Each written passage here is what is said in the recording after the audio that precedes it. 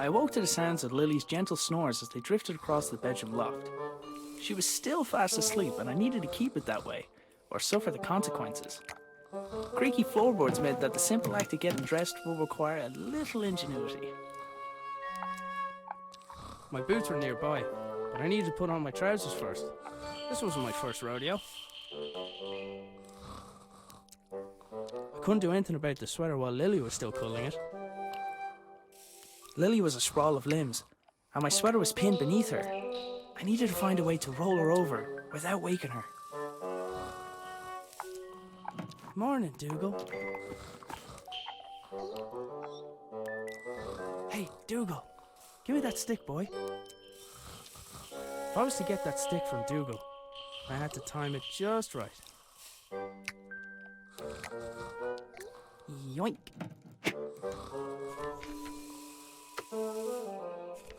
Dougal was good at fetching things, as long as the price was right.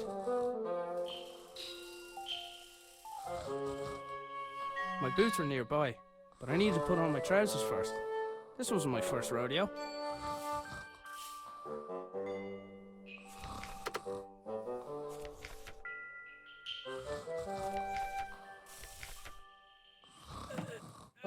My trousers were just out of reach.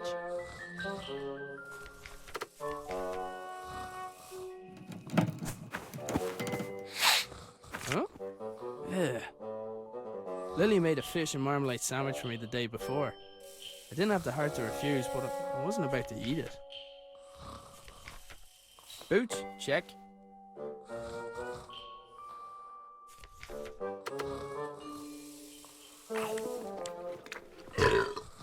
Oh, that stinks. Oh, that stinks.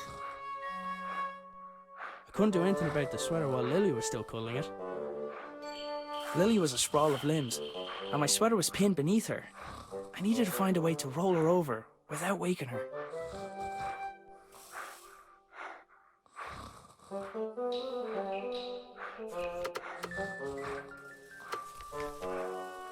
Couldn't do anything about the sweater while Lily was still pulling it. I was trying to get her on my clothes without leaving my bed to avoid waking her, and throwing a stick at her was not going to help achieve that. Oh, that stinks.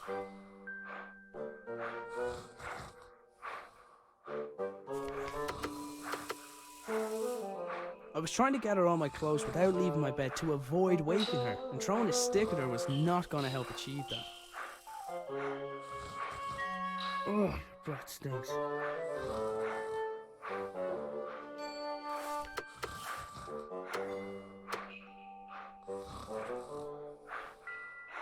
He was going to have to earn the other half of this disgusting sandwich.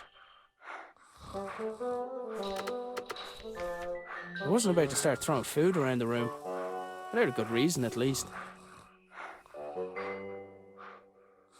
I couldn't leave. I wasn't even dressed yet.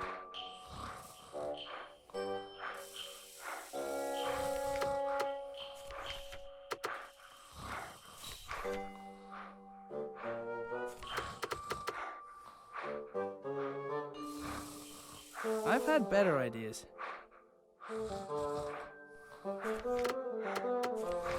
I've had better ideas.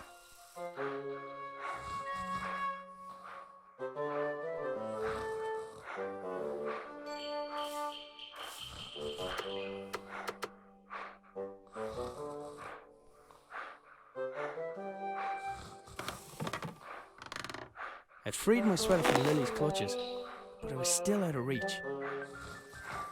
I'd freed my sweater from Lily's clutches, but I was still out of reach.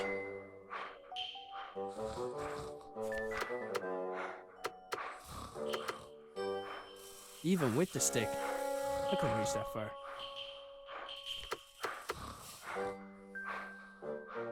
I should be able to get the trajectory right.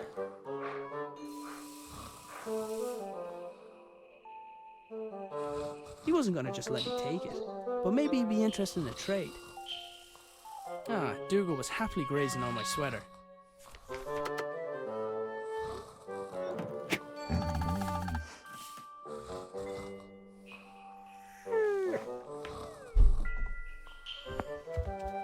That was my cue to sneak out of there.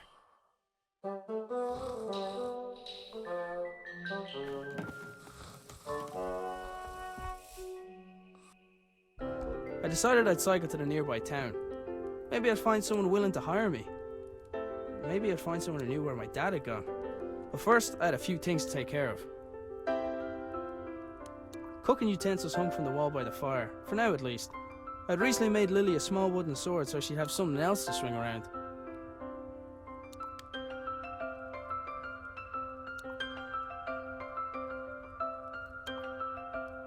Lily's dress was hanging from the line.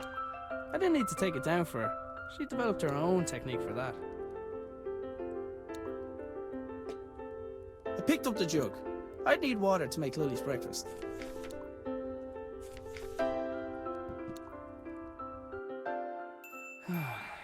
Dad, where are you?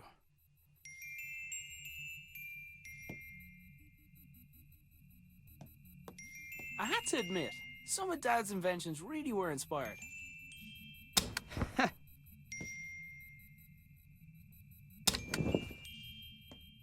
Lily left Sir Fuzzlepuff here a while ago with strict instructions to report to her immediately if he saw her grandfather. Dad made his own generator to power his workshop.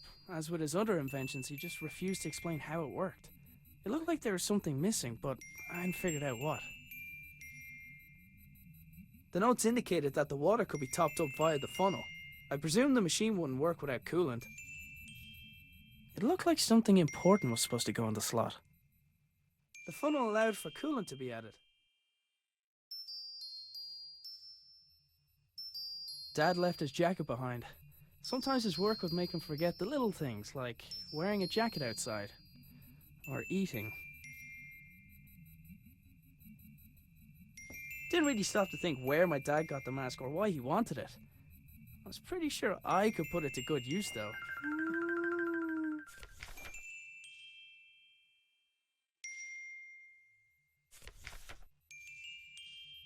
The rotor blades of Dad's transmitter were visible from his bedroom window. It looked like he had rifled through his belongings in a hurry. Either that, or Lily had been searching for clues. Shortly after resigning from his position at the hydroelectric power station, Dad set up a few light bulbs in his room. They were connected to a machine which appeared overly complex for the purpose of powering a few bulbs.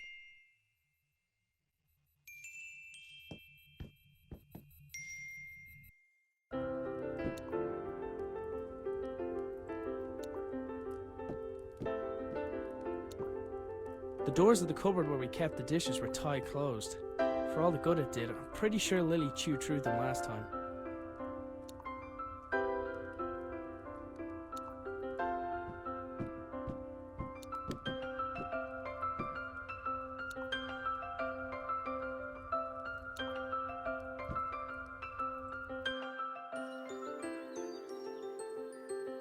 I only ever saw the transmitter active on a few occasions.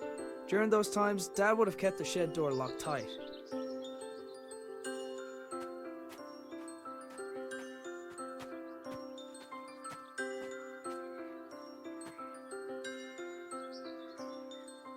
There was a solid block of wood next to the pump.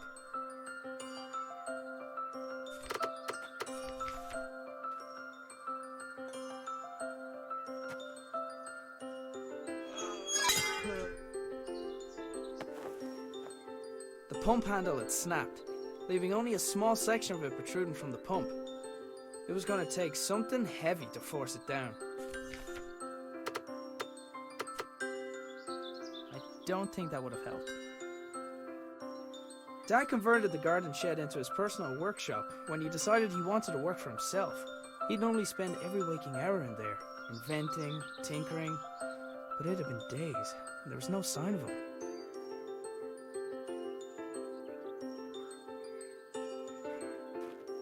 The receiver attached to the shed received something from the transmitter, which in turn rotated the wheels to move the belt along in order to... I had no idea. Sometimes I think Dad added contraptions to his contraptions just to throw me off.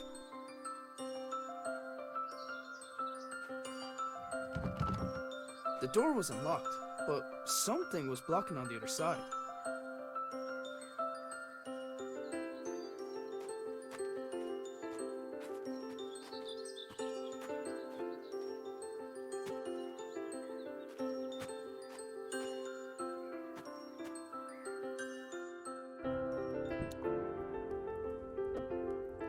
Dad's compactable footstool seemed like a great idea. I wasn't sure why it hadn't taken off.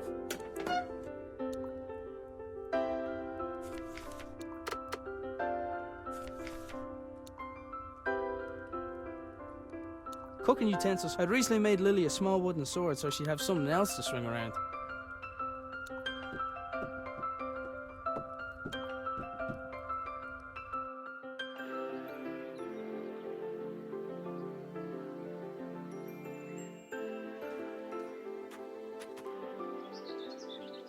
It was Dad's idea to put the memorial stone by the wall. It was Anya's favourite place to have a picnic.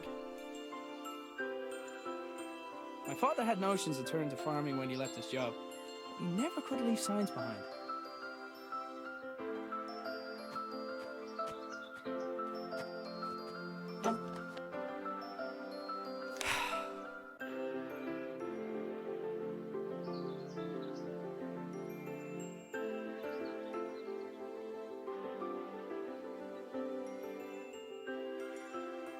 Strange lights?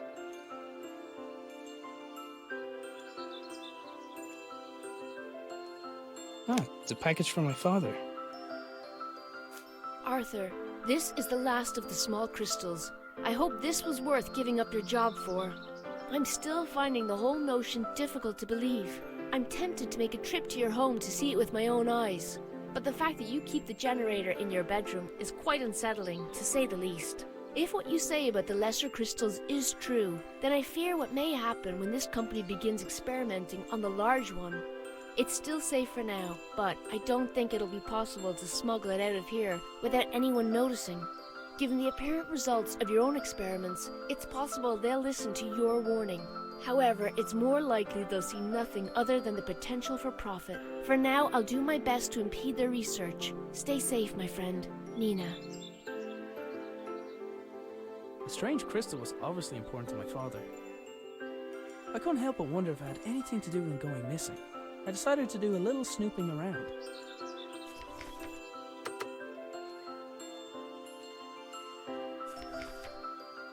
Taking into account Lily's willfulness, it was often easier to indulge her creativity than flat out ask her to do something.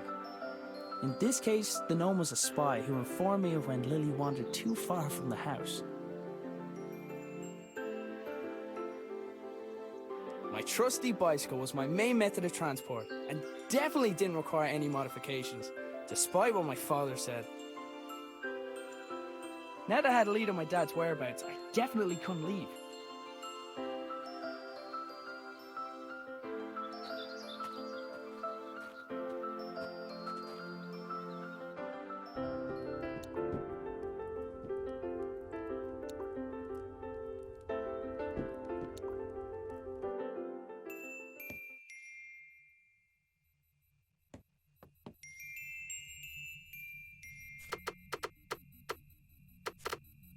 Let's see.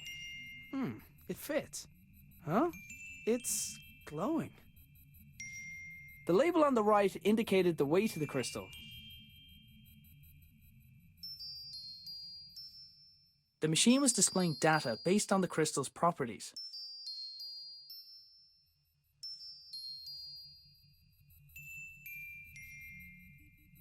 The label on the left indicated the electrical resistance of the crystal.